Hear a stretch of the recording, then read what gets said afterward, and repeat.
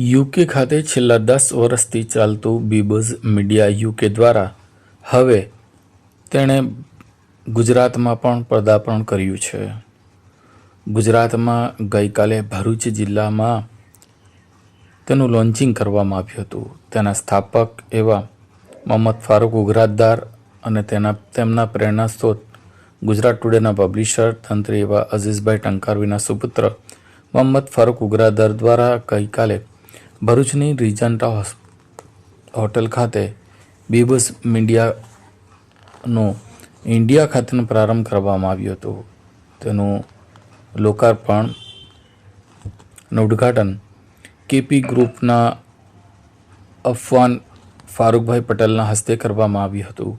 આ પ્રસંગે નામાંકિત આગેવાનો પણ ઉપસ્થિત રહ્યા હતા, જેમાં ગુજરાત ટુડેના એડિટર એન્ડ પબ્લિશર અને બીબઝ મીડિયાના એમડી અઝીઝ ટંકારવી, રાષ્ટ્રીય લઘુમતી મોરચાના આગેવાન એવા ડૉક્ટર મહેબૂબ અલી ચિસ્તી, જાણીતા બિલ્ડર કિરણ મજમુદાર, ભારતીય જનતા પાર્ટીના જિલ્લા પ્રમુખ પ્રકાશભાઈ મોદી, ભરૂચ જિલ્લા કોંગ્રેસના પ્રમુખ રાજેન્દ્રસિંહભાઈ રાણા, કેપી ગ્રુપના અફવાન પટેલ સહિતના આગેવાનો ઉપસ્થિત રહ્યા હતા. તેઓ દ્વારા પ્રાસંગિક પ્રવચનો કરવામાં આવ્યા હતા.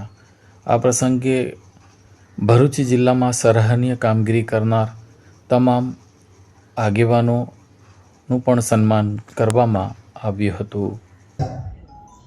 તો એના માટે મેં કામ એ કર્યું બાબા સાહેબ પ્રકાશભાઈ કે ગુજરાતના જેટલા બી રાઇટરો છે, ગુજરાતી રાઇટરો બધા જ એમાં આવી ગયા. મોટા મોટા બધા જ રઘુવીર ચૌધરી છે, મોહમ્મદ માકર છે અને બીજા બધા ઘણા બધા આપણા જે એ લોકોને બધાને એમ કહ્યું ભાઈ તમે તમારા અન્ય કોમના જે તમારા મિત્ર છે એના વિશે લખો, અને મુસ્લિમ ભાઈ રાઇટરોને કહ્યું કે તમારા હિન્દુ મિત્ર વિશે લખો. અને એ રીતે એ બધા આર્ટિકલો મેં ગુજરાત ટુડેમાં લગભગ 3 થી 4 મહિના સુધી છાપ્યા.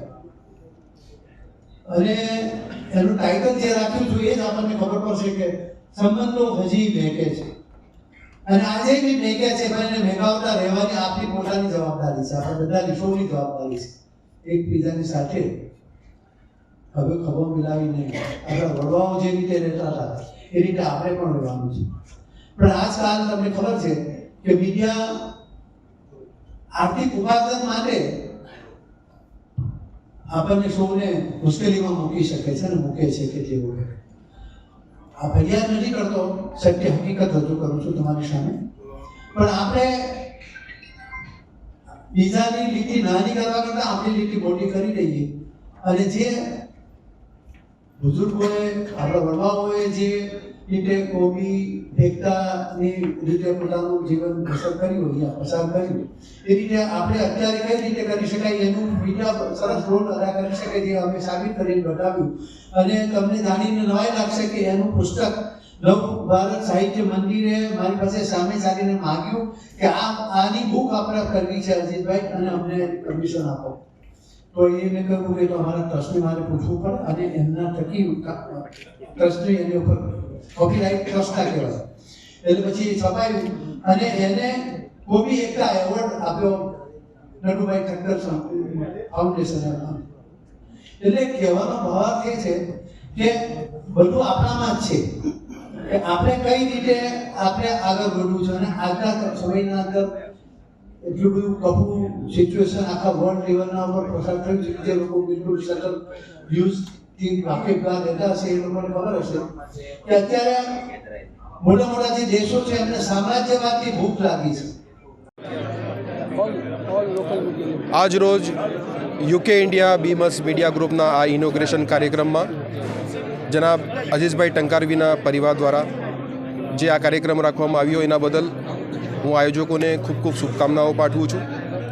અને આજના આ કાર્યક્રમમાં ભરૂચના દરેક સમાજના મોટા મહાનુભાવો ઉપસ્થિત રહ્યા, મોટી સંખ્યામાં સમાજની ઇન્ટેલેક્ચ્યુઅલ પર્સનાલિટીઝ બધી હાજર રહી.